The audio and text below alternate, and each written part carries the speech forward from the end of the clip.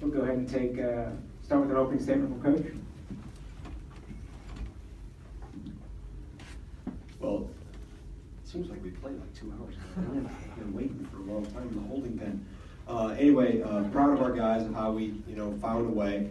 I'm not going to claim it's our most intelligent display of basketball at times, but we were able to do enough good things at the right times, specifically make free throws when we needed to, and do just enough to stem off any tide that we're going to try to make. But proud of our guys. I thought Brevin Pritzel off the bench was really solid. He did some really good things. Didn't try to get outside his lane, so to speak. But just overall team effort, and it was really good in terms of how they kept picking each other up. When something wouldn't go right, they were encouraging and trying to get things back on track. And like I said, some contributions off the bench again today is obviously what happened. Hayes' numbers, they carried a lot of the scoring load, but to be able to continue to get people's best shot and people coming after us, that was found another way to win yet again. So with that, I'll take any questions.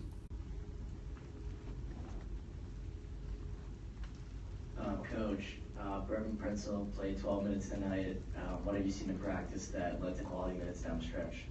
Well, I think just over the last 6 to 8 weeks, he started to get more of his swagger back. And by that, I mean the appreciation for things other than just shooting, diving on the floor, taking charges, rebounding, taking care of the ball, all those things that he was good at before he got hurt over a year ago.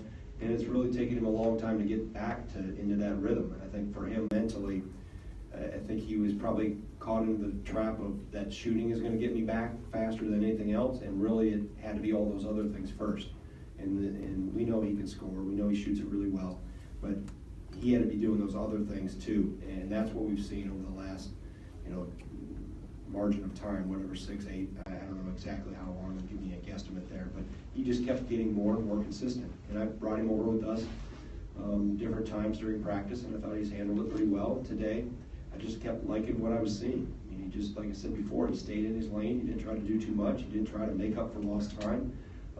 He just was a solid contributor, guarded very well for a guy that hasn't had a whole lot of live game defensive experience in those type of situations. But he did some really good things, and just somebody that shows that we can count on him. Jeff. Greg, can you expand a little bit on you said you wouldn't classify this as the most intelligent display. Are you talking about some of the turnovers, the passes? You're talking about shot selection or guys maybe forcing some things offensively? No, it was, turnovers, but I thought we made some defensive decisions that were way out of character too. We gave up shots at times where we tried to gamble on passes. We got out of position, which forced defensive rotations, and we had to help when we shouldn't have been in a position to have to help. And they did a good job of finding who we had to leave or where we had to come off to stop the ball. And at times when we didn't have to do it. There's a point in time when you take a calculated risk, but the times that we did it, I think we made the wisest decision. And even at the end there to pull the ball out when we're not clean for a layup with Vito. We were in a situation a few years ago at Michigan State where we tried to do the same thing, and we have it not turn our way, and they capitalize and we lose the game. So they're just things that we have to make more mature, intellectual decisions at times. And it wasn't always with the basketball. Obviously, some turnovers that we need to be better at, but I thought we did some things defensively that really put us at a disadvantage and put other teammates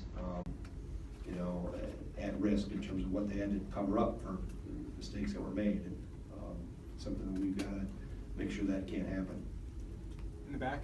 Coach, straight in the back, the 2 plays at the end, he had the steal and the dunk, and then called the ball, called the timeout. Kind of maybe looking at those 2 plays as an example, but also generally speaking, how have you seen him grow and mature? Because were those plays that he would have made, for instance, last year? Well, I think the thing you've seen with Ethan is that he's more consistent, and he plays at a higher level of consistency because he's more confident. How is he more confident? Because he's got a year of experience, and he's taken advantage of what he got last year, compounded it with what he's learning this year, and has become a more consistent player. I don't see the ups and downs with him emotionally.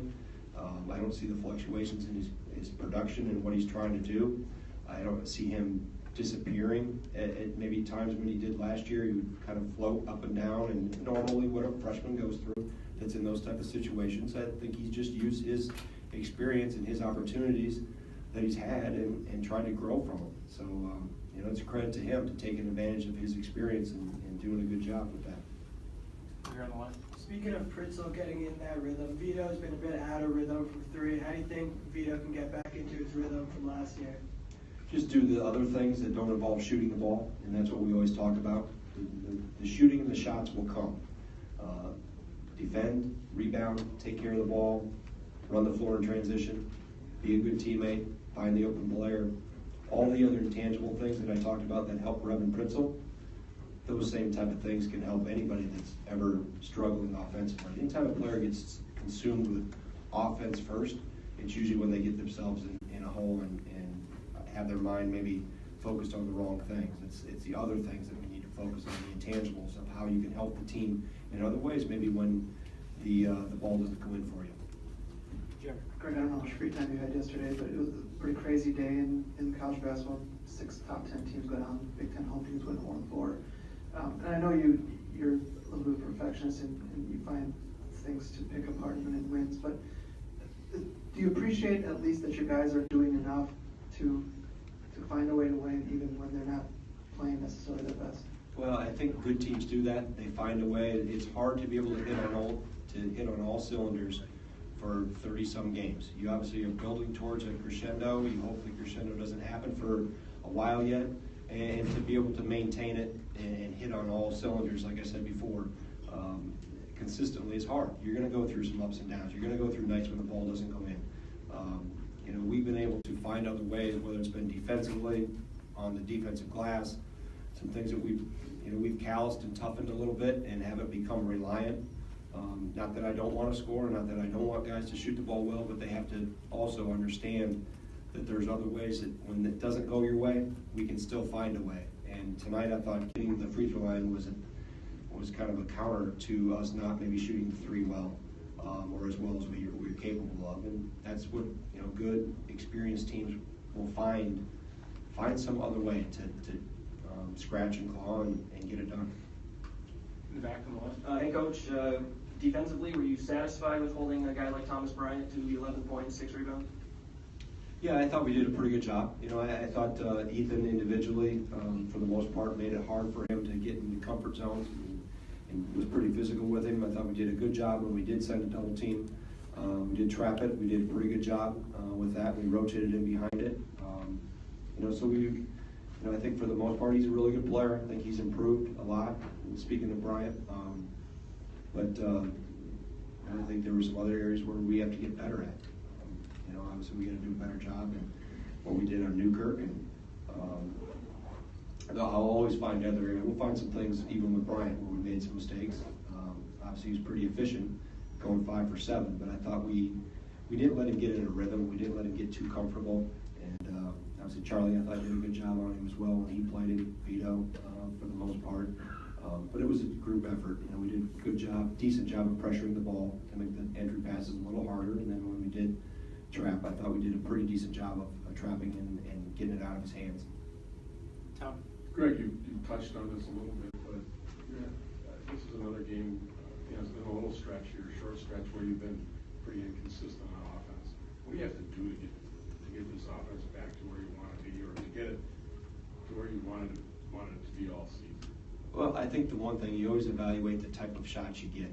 And as long as we're touching the post, playing through the post, not necessarily meaning we have to shoot it from there, but understanding what's made us good and where our strengths are, continue to play through those. I understand there's going to be nights that the ball doesn't go in, but I evaluate more on the type of shot we get. Is it something that's closely guarded? Is it something where we could have made one more pass to a more open person? Did we not touch the post enough? Today I thought we made a pretty conscious effort for the most part of touching the post and playing through it, through the paint. And we've got guys in there that are unselfish, that are good passers. So it will level itself out. I don't get too wound up in terms of droughts, as long as the type of shots are good. and we're approaching the offensive possession the right way. Obviously, turning the ball over is not approaching the offensive possession the right way. You know, tough contested shots or not. I thought for the most part we did a decent job. I thought there was a couple in the first half specifically where we didn't change sides of the floor, we didn't touch the post, or we got dribble happy at times, and ended up taking tougher jump shots than necessary. But it's something they understand, and they continue to grow with what makes us good, and that's the one thing we continue to talk about and learn from is, you know, we'll get the ball to go in. We work on it enough that we got good enough, guys are good enough shooters, but let's make sure we're doing ourselves a favor by approaching each possession the right way. Got one more here in front. Coach, Zach finished with only 5 points and he had 3 rebounds, but he seemed to be diving all over the floor tonight and even took a charge. Was tonight kind of a classic Zach Showalter performance and the kind of effort and toughness he brought? Yeah, he typically gets, you know, more of the perimeter scores. You know, he gets that assignment. I thought he did, there was a couple mistakes he made defensively, but for the most part he was pretty solid, and obviously you know you're going to get the hustle and the intangible things with Zach. I mean, that's what got him here in the first place, and that's what he's added to this program, and that's what we need. And that's the value that he can give to us that maybe always doesn't show up in how many points he scores, but the things he does are really important to us. Thanks, Coach. All right, thank you.